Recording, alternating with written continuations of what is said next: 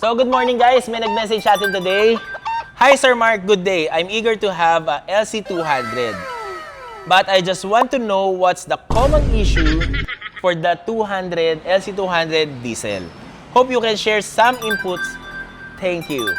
So guys, ganito yung mga gustong-gusto natin eh. Mga habang nagkakape. May na mga nagme-message sa atin. So babasahin lang natin at sasagutin natin through videos.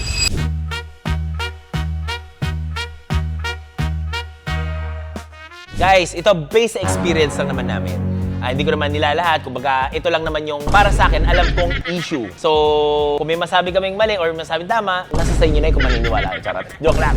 So, first guys, unang-una sa lahat is yung brake system. Since mabigat yung kotse, and syempre guys, naka V8 tayo. Tendency, umuupak ka, pepreno ka. Technically, mabilis maupod ang preno natin. So, number one for me, having a LC200, kailangan magandang braking system mo. So, kung naalala nyo yung last namin, yung bagong taon, bagong build namin, naka-TE, naka-preno. Pero pumunta lang si sir para magpa-preno kasi nga, number one, niya yun, priority. Kasi, guys, yung preno niya, sulit na sulit guys. It's about time. Buti na lang pare, nandito ang Mad Monkey para ayusin yung mga ganyang bagay pare. Pangalawa, hindi ko alam kung marami sa inyo na naka-experience sa mga naka-LC200, yung aircon. Parang aircon servo ba yun? Parang gano'n. So, i-click mo siya, parang pag in-start mo yung kotse, ang tagal mag-open yung aircon niya. Common issue to sa LC200.3. Though parang nasa 17 to 25,000 ata yung repair nung mismong aircon na yun, sobrang mahal. Pero, yun yung mga common issue na na-encounter namin. So, pag nasira yun, yung sakyan nga ng sister ko, parang ilan bang tinakbo? Parang 30 o 40,000 pa lang, yun na yung nagisira. Guys, pangatlo, since nasa EV at hybrid era na tayo, ang mga V8 na ganito pare, syempre, malakas sa gasolina. Though, for me kung from Isabela to Manila, na-enjoy ko yung I still happy ako sa V8 engine.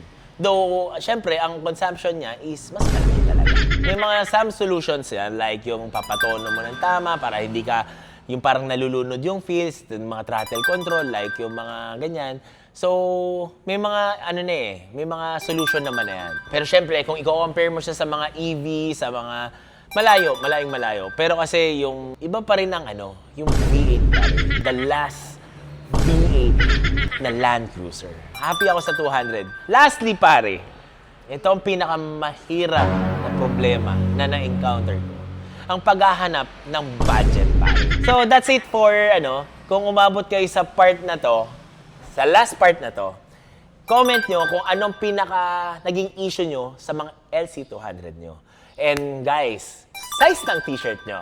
So, mamimigay kami ng mga shirt para, syempre, bagong taon. Kailangan natin mamigay sa mga sumusuporta sa atin. Para sa nag-message, yung mga common issue para sa akin na, I hope na nasagot ko.